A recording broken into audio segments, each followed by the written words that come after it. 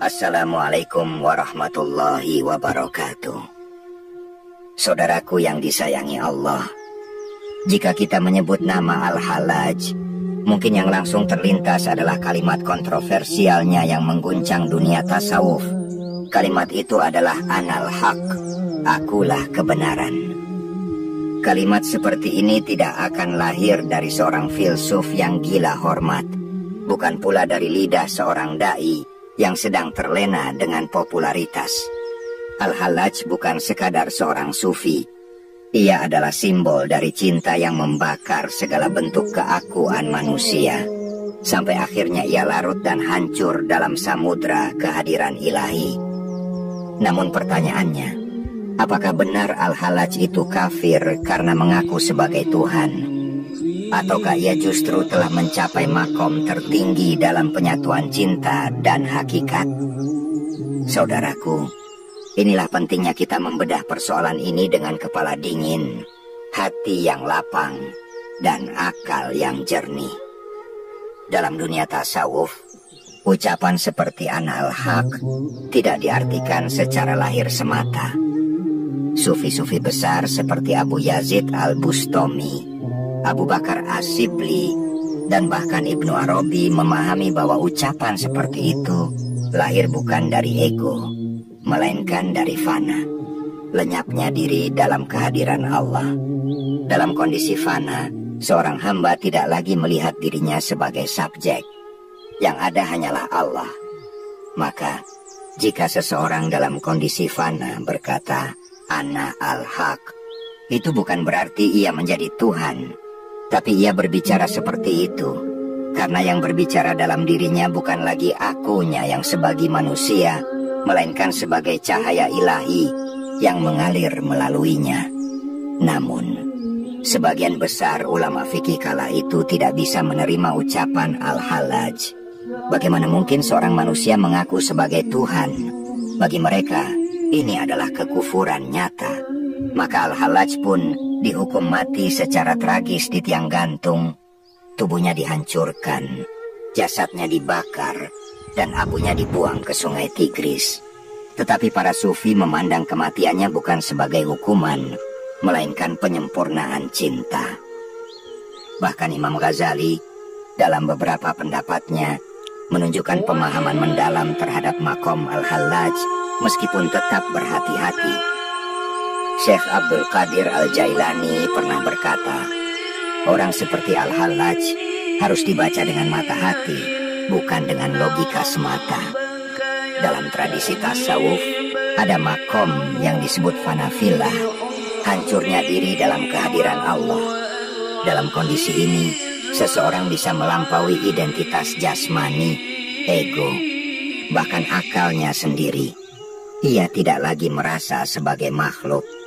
Ia tidak berkata dari dirinya, tapi dari cinta yang meniadakan dirinya. Al-Hallaj, menurut para arif billah, telah sampai ke makom ini. Maka ucapannya bukan bentuk kesombongan, tetapi justru tanda kehancuran ego yang sempurna. Saudaraku, inilah kenapa kita perlu melihat Al-Hallaj bukan sebagai orang gila atau penghina Tuhan, tetapi sebagai kekasih yang hangus oleh api cinta kepadanya. Saudaraku, sampai di sini, saya mengajak panjenengan semua untuk tetap menyimak pembahasan ini sampai selesai, karena kita akan mengupas semua lebih dalam. Bagaimana para sufi besar menafsirkan peristiwa ini secara spiritual. Jangan buru-buru menyimpulkan dari sudut pandang luar saja. Dan kalau panjenengan merasa bahwa pembahasan seperti ini bermanfaat, jangan lupa untuk mendukung channel Ruang Sufi ini dengan menekan tombol suka, berlangganan, dan subscribe. Karena itu sangat membantu agar cahaya dakwah dan ilmu seperti ini bisa terus hadir dan menjangkau lebih banyak hati yang haus akan hakikat mengenal Tuhan. Baik saudaraku, mari kita lanjutkan.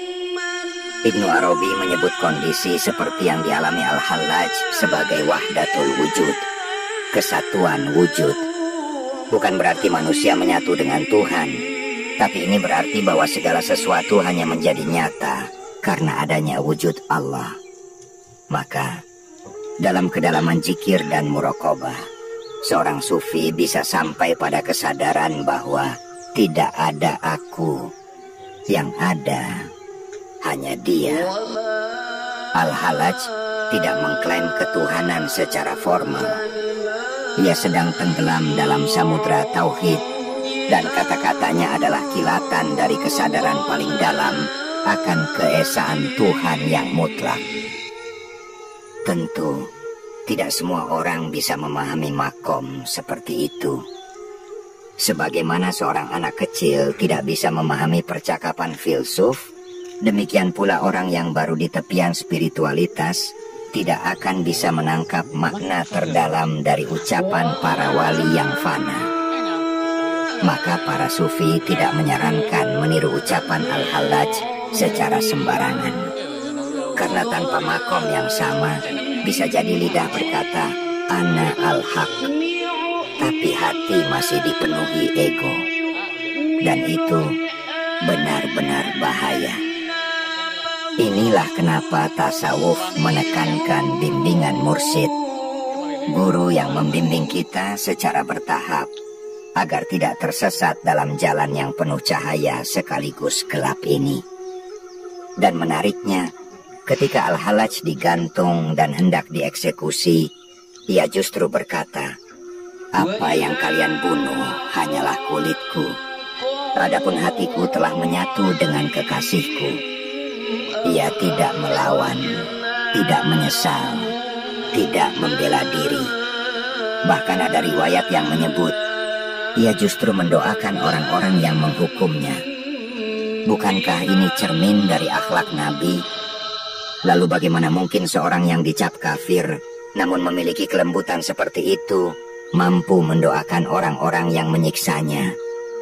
Inilah pertanyaan yang hanya bisa dijawab oleh hati yang telah dibasuh oleh cinta ilahi.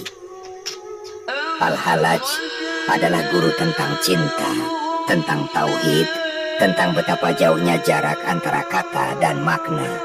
Ia mengajak kita bukan untuk menjadi seperti dirinya, tapi untuk menyadari bahwa hakikat tauhid bukan sekadar ucapan la ilaha illallah, melainkan juga kehancuran total segala sesuatu selain dia dalam kesadaran kita. Maka, bila hari ini kita menyebutnya gila, kafir, atau bahkan sesat, bisa jadi karena kita belum cukup dalam menyelami makna cinta yang sejati. Saudaraku yang dirahmati Allah, begitu banyak yang menilai Al-Halaj hanya dari ucapannya. Padahal dalam tradisi para arif, kata hanyalah isyarat dari kedalaman rohani yang jauh lebih kompleks. Kita tidak bisa menilai para pecinta Allah seperti Al-Halaj dengan standar hukum lahiriah semata, sebagaimana kita tak bisa mengukur kedalaman samudra dengan seutas tali. Kata-katanya lahir dari kesadaran ilahiyah, bukan dari kebingungan atau kekacauan mental. Ia tidak berbicara atas nama dirinya, tapi atas nama wujud yang mutlak, yang baginya telah meniadakan segala bentuk selainnya. Syekh Abu Madian, guru besar tasawuf dari Andalusia, pernah berkata, siapa yang berbicara tentang hakikat sebelum waktunya, maka ucapannya akan menjadi fitnah bagi orang awam. Inilah yang mungkin terjadi pada Al-Halaj. Ia berbicara kepada dunia tentang keintiman dengan Allah yang tak bisa dijelaskan, sementara dunia belum siap menerimanya. Ucapannya menjadi bumerang. Tapi justru disitulah keistimewaannya. Ia rela menanggung fitnah dan siksaan demi tidak memutus sambungan cintanya pada sang kekasih. Dalam bahasa para sufi, ini disebut sebagai makom istiqomah dalam mahabbah, teguh dalam cinta meskipun harus dikorbankan dunia dan dirinya sendiri. Bahkan, ada satu kisah menyentuh yang diriwayatkan oleh murid-murid spiritualnya. Ketika darahnya menetes dari tiang gantungan, beberapa murid mendekati tiang itu dan berkata, "Guru, apakah ini sakit?" Al-Halaj hanya tersenyum dan berkata, "Yang kalian lihat ini hanyalah kulit, yang kalian rasa ini hanyalah tubuh, tapi kekasihku telah menyentuh ruhku sebelum mereka menyentuh jasadku, maka apalah artinya rasa sakit ini? Saudaraku, adakah yang bisa berkata begitu jika bukan karena jiwanya telah menyatu dalam zauq ilahi, rasa yang tak bisa dijelaskan dengan logika? Kita yang hidup hari ini mungkin tidak akan pernah mengalami apa yang dialami Al-Hallaj, tapi pelajaran darinya tetap hidup, bahwa cinta kepada Allah bukan hanya manis di lisan, tapi juga kesiapan untuk hancur deminya. Dia mengajarkan bahwa hakikat tauhid sejati bukan hanya pengakuan di akal, tapi pembakaran total terhadap keakuan kita. Kita belajar dari Al-Hallaj bukan untuk mengulang ucapannya, tapi untuk merenungi sejauh mana kita sudah jujur mencintai Allah. Apakah kita mencintainya hanya saat nyaman, ataukah kita siap kehilangan segalanya seperti Al-Hallaj demi mempertahankan satu hal, keintiman rohani dengan sang pemilik cinta? Di zaman ini mungkin tidak akan ada lagi orang yang dihukum karena berkata ana al-haq, tapi barangkali yang lebih menyakitkan adalah ketika orang mencintai Allah tapi tidak dimengerti, lalu ditertawakan atau bahkan diasingkan. Inilah bentuk lain dari hukuman modern, pengasingan rohani dalam masyarakat yang materialistis. Maka, mari kita rawat semangat Al-Hallaj bukan dengan meniru ucapannya, tapi dengan menjaga hatimu agar tetap menyala oleh cinta ilahi meski dunia tidak mengerti. Dan saudaraku, jika engkau merasakan sedikit saja getaran dari kisah ini, mungkin jiwamu sedang digugah untuk lebih dekat, lebih tulus, lebih lenyap dalam makna La ilaha illallah. Saudaraku, janganlah kau buru-buru menyimpulkan bahwa cinta seperti ini hanya milik para wali. Tidak, saudaraku, jalan itu terbuka, tetapi syaratnya satu: hancurkan egomu terlebih dahulu. Biarkan Allah yang bicara dalam dirimu, dan itu tidak terjadi dalam sehari semalam. Ia membutuhkan kesabaran, bimbingan, dan pembakaran diri yang total. Maka, jangan menilai jalan sufi dari kata-kata puitisnya, tapi dari bagaimana ia mampu bertahan dalam cinta, meski dunia memusuhinya. Al-Hallaj telah menunjukkan itu, bukan dengan debat, bukan dengan buku, tapi dengan darah dan senyum terakhirnya di tiang gantung. Dan kita, di zaman yang penuh informasi ini, bisa saja tahu banyak hal, tapi belum tentu kita paham maknanya. Maka saudaraku, daripada cepat-cepat menuduh, lebih baik kita duduk tenang, mendengar, merenung. Jangan dulu menghakimi sebelum hatimu cukup lembut untuk merasakan apa yang dirasakan para kekasih Allah. Sebab seperti kata para sufi, yang bicara belum tentu tahu, tapi yang diam bisa jadi sedang menyatu. Saudaraku yang disayangi Allah, seringkali kita terlalu terburu-buru dalam menilai seseorang hanya karena kata-katanya terdengar asing di telinga kita. Tapi tidakkah kita sadar bahwa banyak hal dalam agama ini pun awalnya terdengar aneh bagi orang-orang pada zamannya?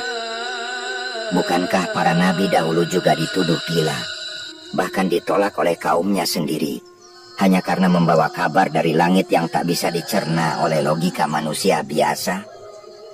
Maka jika kita memandang Al-Hallaj sebagai gila atau kafir hanya karena ia mengucapkan sesuatu yang tak kita pahami, barangkali itu bukan karena ia salah, tapi karena kita belum mampu melihat dari jendela hatinya. Banyak ulama sufi menyampaikan bahwa ucapan semacam Ana al-Haq tidak bisa dilepaskan dari konteks spiritual dan keadaan rohani seseorang. Dalam istilah mereka, itu disebut syatohat, limpahan spiritual yang mengalir dari seorang hamba yang sedang dalam puncak kecintaannya kepada Allah. Ia tidak sedang berbicara dari pikirannya yang terkontrol, tapi dari ledakan kesadaran yang meluap tanpa bisa ditahan. Ibarat air bah yang menerjang bendungan, kata-kata itu keluar karena tak tertahankan oleh kedalaman zauq. Maka, jika kita menilai dari luar, memang mudah menyebutnya sesat. Tapi siapa yang berani mengklaim bisa mengukur dalamnya samudra dari pinggir pantai? Dan menariknya, para sufi tidak pernah menjadikan ucapan Al-Hallaj sebagai dalil untuk merasa lebih tinggi dari syariat. Justru mereka mengajarkan bahwa hakikat tidak boleh melanggar syariat. Ucapan semacam itu bukanlah sesuatu yang boleh disebarluaskan, apalagi dijadikan slogan. Bahkan banyak dari mereka yang menegur keras jika ada murid yang mencoba-coba berbicara seperti itu tanpa makom yang cukup. Mereka menyebutnya zindik, orang yang mempermainkan makna. Maka jalan tasawuf bukanlah jalan bagi orang yang ingin terlihat istimewa, tapi jalan bagi mereka yang rela lenyap dari segala pengakuan, bahkan jika harus disalahpahami seumur hidupnya. Al-Hallaj sendiri tidak pernah membela diri. Ia tidak membuat klarifikasi. Ia tidak menulis pembelaan panjang untuk membenarkan ucapannya. Ia hanya diam, menerima, dan berjalan menuju kematian seperti seorang kekasih yang tahu bahwa ia sedang dipanggil pulang. Bahkan ketika dicaci, ia menjawab dengan senyum dan doa. Ketika dikhianati murid-muridnya sendiri, ia tetap memaafkan. Saudaraku, ini bukan tanda kelemahan, tapi bentuk kekuatan ruhani yang hanya bisa muncul dari hati yang telah lebur dalam cinta kepada Rabb-Nya. Maka tidak heran jika sebagian sufi besar justru menyebut kematian Al-Hallaj sebagai mati dalam jalur cinta. Dalam diamnya, Al-Hallaj sebenarnya sedang mengajarkan sesuatu yang jauh lebih dalam dari kata-kata. Bahwa terkadang cinta sejati pada Tuhan harus dibayar dengan kesalahpahaman manusia. Ia memilih untuk dihukum daripada menodai keikhlasannya. Dan inilah pelajaran besar bagi kita semua yang masih belajar mencintai Allah. Bahwa dalam perjalanan ini, kita harus siap dicerca, siap disalahpahami, dan tetap menjaga hati agar tidak menyimpan kebencian. Karena cinta sejati bukan tentang diterima, tapi tentang tetap mencintai walau disakiti. Bukankah itu yang diajarkan Nabi kepada kita semua? Maka marilah kita belajar dari Al-Hallaj, bukan dengan memuja-mujinya, tapi dengan mengambil inti pelajaran dari perjuangannya. Ia bukan hanya seorang sufi. Ia adalah cermin bagi kita yang masih terikat pada bentuk, tapi belum menyentuh ruh. Ia mengingatkan kita bahwa ada makna yang hanya bisa dibaca oleh hati yang bersih, bukan sekadar oleh teks atau nalar. Dan untuk itu, kita butuh lebih banyak tadabbur, lebih banyak diam, lebih banyak zikir, agar hati kita bisa lembut menerima cahayanya. Sebab kebenaran tak selalu datang dalam bentuk yang ramah bagi logika, tapi ia selalu menyapa jiwa yang jujur mencarinya. Dan di titik inilah, saudaraku, kita harus bersikap adil. Sebab tidak semua hal yang tidak kita mengerti layak kita cap sebagai sesat. Kadang ketidaktahuan kitalah yang menjadi tabir, bukan kesesatan orang lain. Kita ini seperti orang yang berada di balik dinding, lalu mendengar suara yang asing dan langsung menuduh bahwa di balik dinding itu pasti ada sesuatu yang salah. Padahal bisa jadi di balik dinding itu ada taman indah yang belum pernah kita jamah. Begitu pula ucapan-ucapan rohani seperti milik Al-Hallaj. Jangan tergesa menilainya dari kulitnya saja, karena bisa jadi yang ia rasakan adalah sesuatu yang jika engkau tahu hakikatnya akan membuatmu menangis dalam kerinduan kepada Allah. Para guru sufi sejak dulu membimbing murid-muridnya agar berhati-hati dalam menilai makom seseorang. Karena dalam dunia ruhani, tidak semua orang menempuh jalan yang sama, meskipun tujuannya satu. Ada yang jalannya terang, teratur, mudah dibaca. Tapi ada pula yang jalannya gelap, berliku, penuh misteri. Namun justru itulah yang membawa mereka pada penyaksian yang lebih dalam. Maka ada kalanya orang-orang seperti Al-Hallaj tampak seperti menempuh jalan yang tak lazim.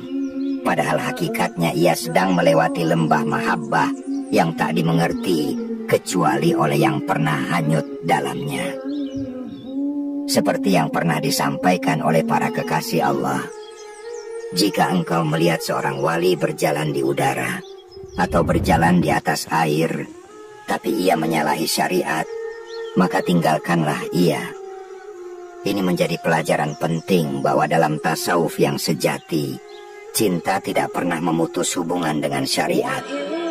Maka, kalaupun Al-Hallaj berkata, Anal Haq, para sufi tidak pernah menilai itu sebagai bentuk penentangan terhadap syariat, tapi sebagai isyarat dari keadaan fana yang sangat dalam, di mana keakuan dirinya lenyap dan yang tersisa hanya Allah. Ini bukan berarti dia menjadi Tuhan, tapi ia telah kehilangan dirinya dalam hadirat Tuhan. Dan menariknya lagi, dalam tradisi tasawuf, semakin tinggi makom seorang hamba, semakin besar kehati-hatiannya dalam berbicara. Maka ketika ada yang luput, yang paling dalam biasanya justru memilih diam. Al-Hallaj berbeda. Ia tidak diam, ia berbicara, ia meneriakkan. Karena cinta dalam dirinya begitu menggelegak tak tertahan. Tapi justru karena itu pula, ia diuji dengan ujian yang tidak main-main. Tubuhnya dihukum, namanya dibakar, dan sejarah membelah umat menjadi dua. Yang mencintainya dan yang mencacinya. Tapi sejarah pula yang menunjukkan bahwa seiring waktu, banyak hati yang akhirnya kembali menunduk, mengakui bahwa cinta semacam itu tak bisa disamakan dengan ucapan biasa.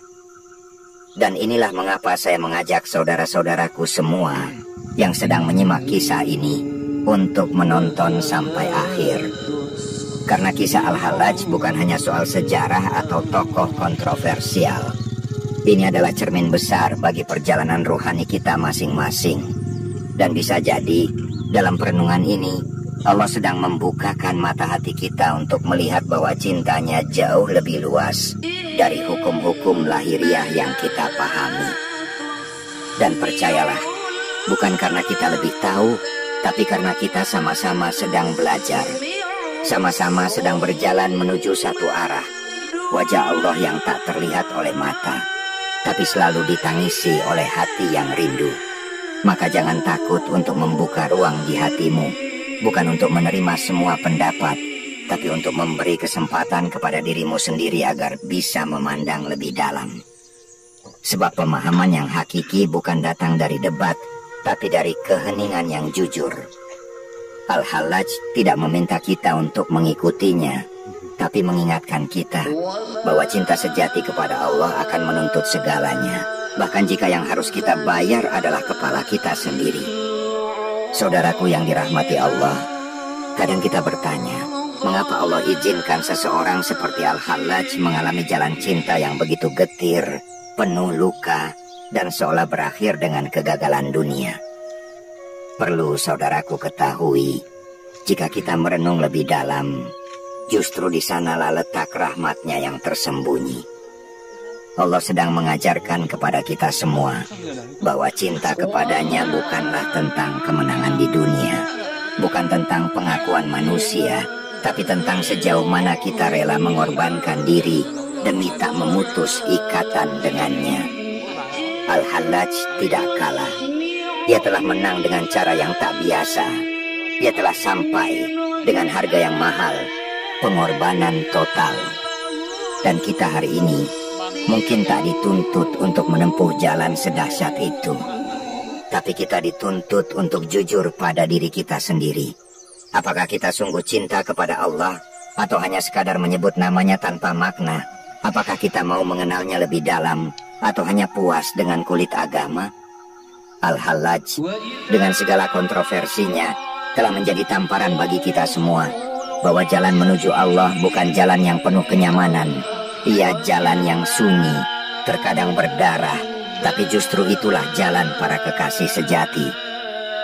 Maka saudaraku, bila engkau merasa tersentuh oleh kisah ini, jangan buru-buru melupakannya. Renungkan bahwa ia dalam zikir, dalam sholat malam, dalam tangis yang hanya engkau dan Allah yang tahu. Dan bila engkau merasa video ini membawa manfaat, bantu agar lebih banyak hati yang disentuh. Tekan tombol like sebagai tanda bahwa kisah ini penting untuk diteruskan. Subscribe agar engkau tak ketinggalan renungan-renungan lainnya yang bisa menjadi cahaya dalam perjalananmu. Tinggalkan komentar untuk berbagi pemikiranmu dan share kepada orang-orang yang kau sayangi. Karena bisa jadi satu kisah sederhana bisa menjadi pintu hidayah bagi jiwa yang sedang kering. Semoga Allah karuniakan kepada kita semua hati yang lembut, akal yang jernih, dan cinta yang tulus kepadanya tanpa batas. Wassalamualaikum warahmatullahi wabarakatuh.